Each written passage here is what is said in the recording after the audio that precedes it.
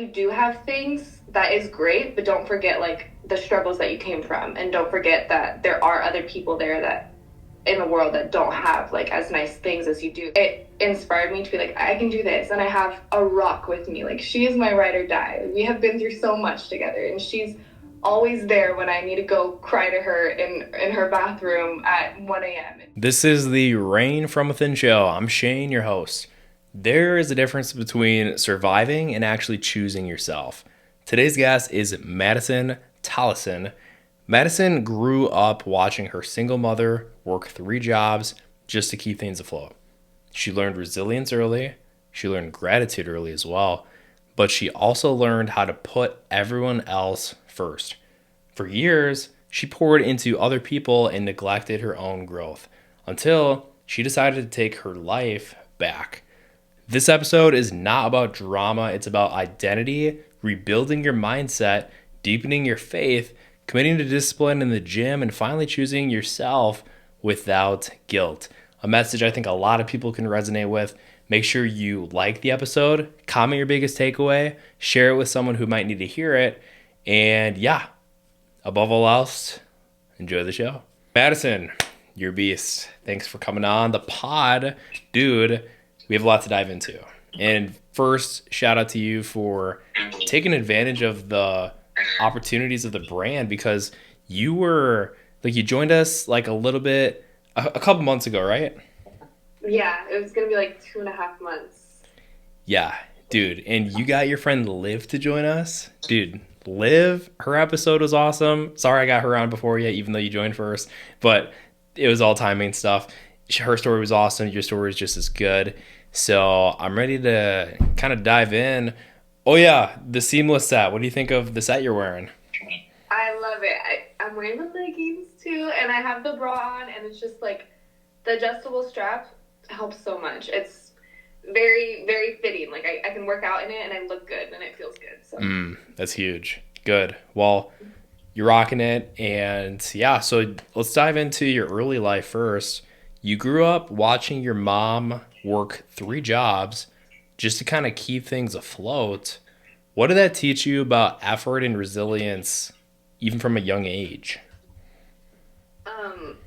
I didn't realize it at the time, but she is the biggest like inspiration in my life. Like, she's the hardest worker I've ever seen, and she tries to downplay it, and she tries to, like, oh, I didn't really work that hard, but she was a single mother, and she had me and my older sister. Now I have, younger sisters now, but she just went through so much. Like, she came over an addictive past, so that was really hard to beat. And so if I had to like trail back anything, it would be to her. So it's like when I'm going through something, I'm like, my mom went through so much worse, and she came through it, and she worked her butt off, and she lost her kids through it. Like, we were taken from CPS, and we weren't able to see her for a while, and so like she just worked so hard. She didn't make excuses. She said, I want to get my kids back. I want to get my life back. So she worked 3 jobs, and Wow. like, we're living in a great house now. We have a roof over our head. Like, we have nice clothes on. So yeah, she's a super hard worker, and I like owe everything to her. So, dude, not having the nicest things, but still having strong family support, that's huge. And it definitely shows in how you are. Like, do you feel like it's shaped your gratitude a lot today? Definitely. Like, I feel, obviously, I had 2 sides of my family. So I had my mom and my stepdad. So grateful for them, because, my biological dad, he wasn't in the picture.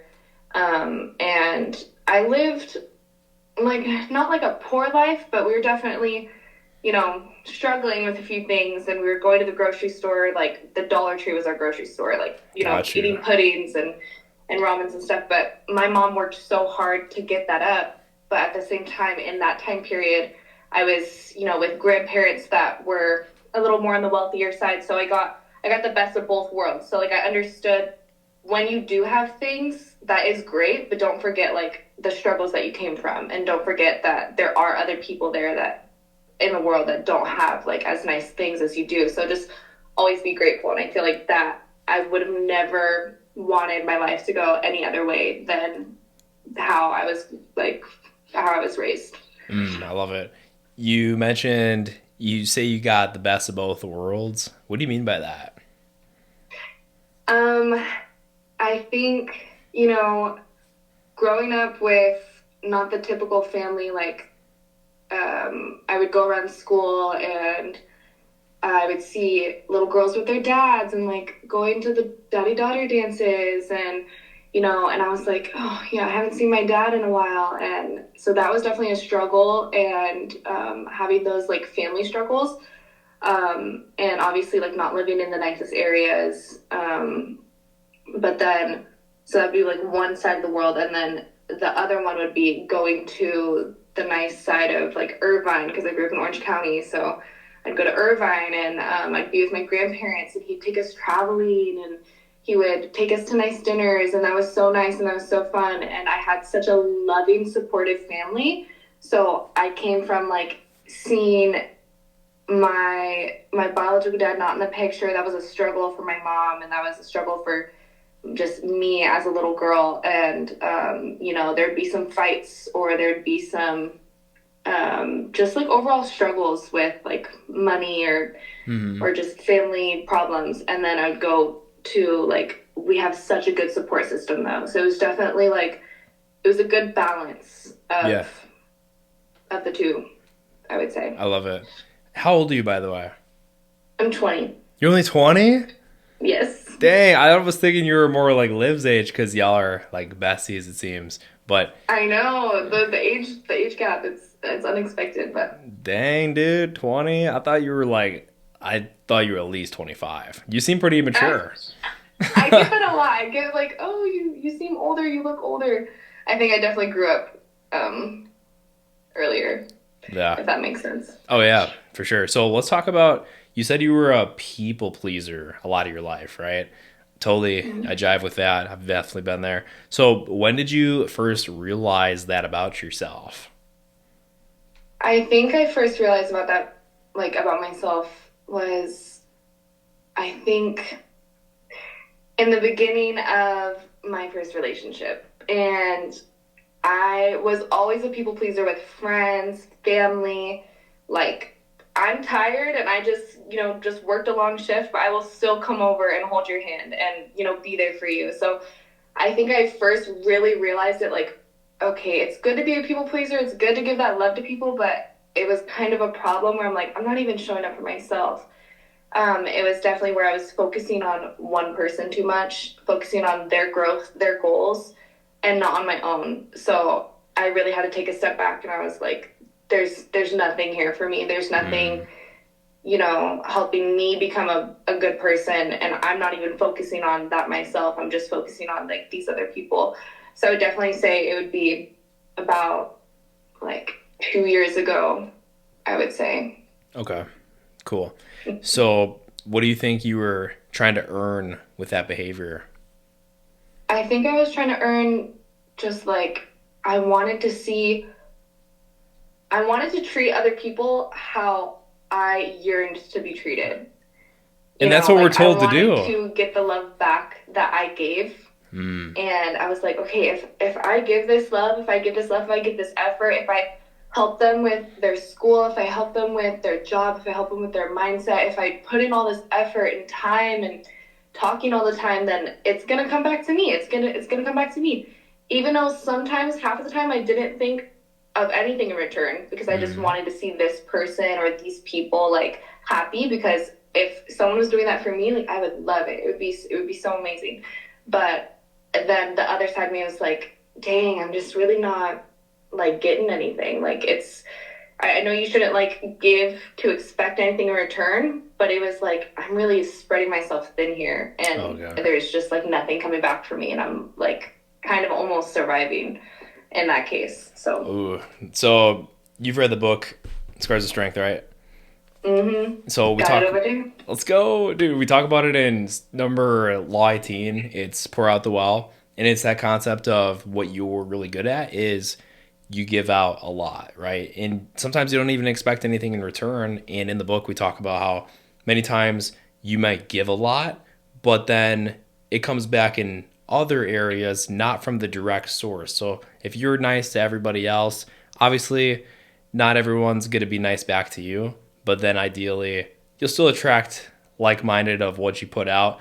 But in terms of relationships with what you were going through and repeated just not getting back the energy that was reciprocated that you were giving out, then that's obviously where you have to have the discernment, which you did, and you chose to finally put yourself first after years of prioritizing yourself. So what did that feel like? It felt, I'm not gonna lie, it was really hard in the beginning. And you have to step away from a chapter that was good and was bad, and you realize the all the ins and outs and in betweens of it, but you just know that it's not for you anymore. So at first it was really bad. I did drop a lot of weight. I dropped 16 pounds in 1 week, and I was like, how is this even possible? It's because my mental was just like, it was affecting my body. So I just like wasn't there for a good 2.5 weeks. And then I just finally snapped out of it, and I found girlhood. I made so many friends. I got in the gym.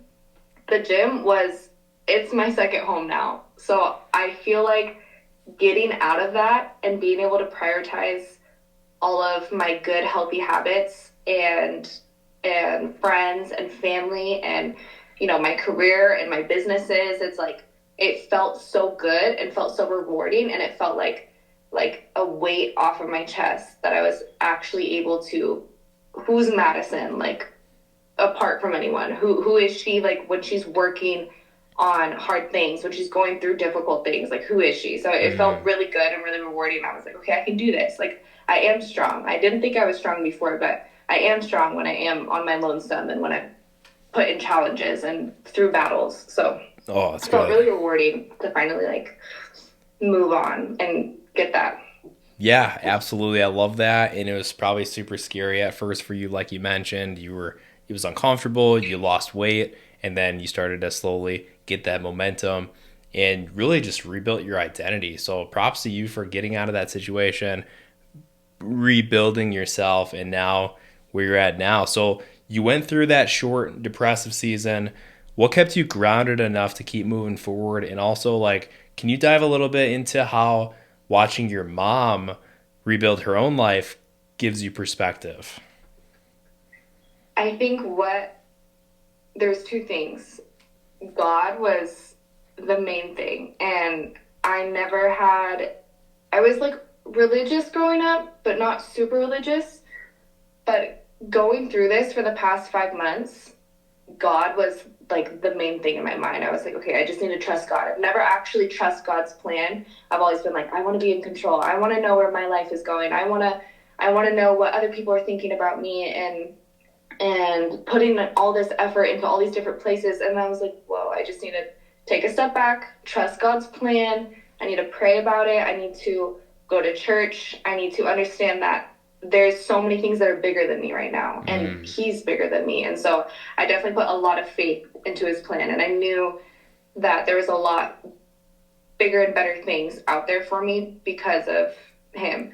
I think with my mom, she helped me so much through my whole entire life, but specifically through this episode, she has helped me like so much without her even knowing that she has. And she's just such an inspiration. So every time I think of all the hard things that I'm going through, I think my mom went through so much harder. And I know like we all have our own battles, and we all like, things feel harder for different people based on how they grew up and what they're going through in that moment. But just the fact that she's there for everybody else while dealing with her own struggles, it inspired me to be like, I can do this. And I have a rock with me. Like, she is my ride or die. We have been through so much together, and she's always there when I need to go cry to her in her bathroom at 1 a.m. And she's just amazing. So I think definitely watching her and knowing that she's a strong woman and she's been through so much, that I can go through so much and I can do this and I can push forward because I'm a mother's daughter and I know that I can do it. So That's amazing. I'm so glad that you had your mom to lean on as an amazing role model, and then leading closer in your faith with God, changing everything. That is so good to hear that you got that spiritual shift. And I definitely resonate with that as well. It's like, not that you were poor, but they say every poor man knows God. Like when you're in a dark season, you really got to lean in to him. And also we have to remember him when life's good too, right? I think Yeah. it, yeah. So that's amazing. I'm so glad that you've been able to get closer with your faith too. So you also talked about kind of disconnecting from friends for a while too. Maybe you had like a little Sigma arc where you were like locked in solo dolo a little bit. Can you talk about what rebuilding the community felt like? I think with the friends part, I was very too much focused on one person, and I wasn't able to make friends, and I wasn't able to um, even feel like I putting myself out there. Like I feel like I was very isolated and very Hmm. like inward. And I've always been such an outgoing person, but about 5 months ago, I was just so like I didn't have any friends, and I had one good strong friend that she's still my friend now, and I love her so much. But I was always too scared to put myself out there, and so recently I've just been like, you know what? I'm gonna give out the energy that I want to receive back, and it has been so rewarding. It really has been like that. I have been getting, great friends who believe in God and they support me, and they're not fake, and I Hmm. can talk to them about anything, and we go to the gym together, and we Bible study together, and we do all these things, and it feels like, wow, I never had this Dude. like um all my life, actually, because I just have never been around the best people. So I just love finding those connections and putting myself out there and expecting the energy that I put out to be brought back to me. That's So beautiful. Yeah, I say this a lot, but your vibe attracts your tribe. You're in alignment. mhm. You're attracting. You mentioned sisterhood, and you brought me back to when I was in Florida and I was going through a breakup, and I really leaned on. All it took was meeting one guy, my buddy Palmer, and he introduced me to this brotherhood where every Wednesday we'd meet up, Bible study, 10 guys, super cool. And I always cherish those memories and friendships down there. But it's that kind of thing. Like iron sharpens iron. It's very important to surround yourself with people in alignment. And yeah, it's very hard to make friendships when you're focused on just one person. I've totally been there. So I'm really glad to hear that you're leaning into community again with people in alignment. So Mhm. what does discipline represent to you now? Like what does it mean to you to be, because you've been consistent now for what, 5 months seeing progress in the gym? Yeah. Yes. So what's different mentally this time? I think what's different is when I was in high school, I was wondering, I was like, why am I not progressing? I'm journaling, I'm waking up, I'm meditating. I was doing all the meditation videos. I played soccer and football and track in high school. So I was very active, and I've been active my whole entire life. So I was like, why is there no progress happening? I'm going to practices 6 times a week. I'm eating okay, I don't like eat insane. I don't have like Takis every single day, 3 times a day. So I was like, what is happening? And I just realized that I really wasn't being consistent. Like I would be good one day and I would work out really hard one day. I would eat really good. And the other day I would go shove my face with some cookies. And I wouldn't be getting enough sleep, and I wouldn't Mm, be actually tracking my workouts and doing better the next time. So I think recently where discipline has changed for me, it's like it's not when you feel motivated. It's not when you're one day you're like, okay, yeah, I'm gonna work out so hard, I'm gonna eat so good, and then the other day you wake up tired, just I don't have enough motivation for it. No, discipline is it's your habits. It's locking in those habits, and I think I definitely locked in those habits. And there's been days where I've woken up and I've been like, I don't want to do the cold shower, for yeah. the 28-day arc. I don't want to eat good today. I just want a Pizookie. I just want to go to In-N-Out.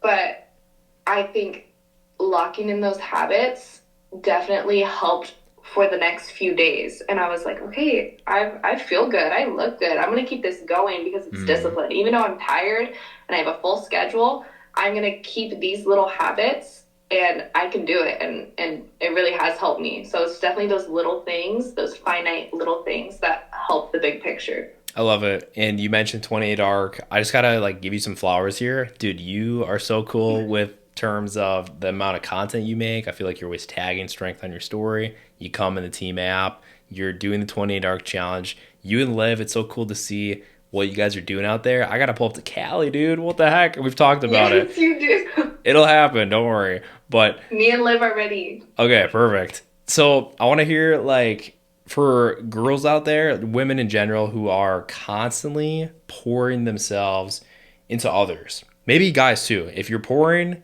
a lot into others, but you feel empty yourself, what would you want to tell them?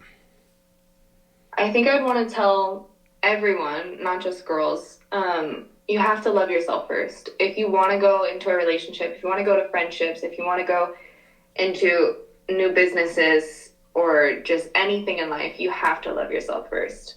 And you have to put yourself first, sometimes in a selfish way, but not in a way where you're putting off people's feelings.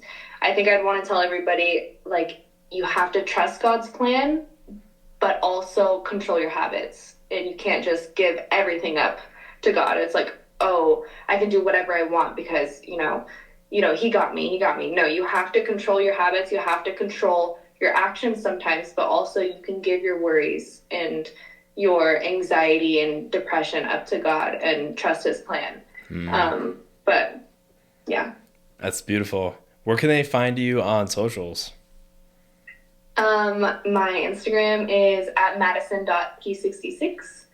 And then my TikTok, I think, I don't know why I'm forgetting my TikTok. It's Madison Toll6, I believe. All right. Cool, dude. Well, you nailed it. This was such a blast, guys. If you haven't already, make sure you like the episode, drop a comment of your biggest takeaway, follow Madison on her socials, join the community, be cool like Madison, and take advantage of what's in front of y'all. Of the 28 Arc Challenge and just everything, dude. She's a beast. You guys are a beast for watching this. So I hope you enjoyed, and we'll see you in the next one.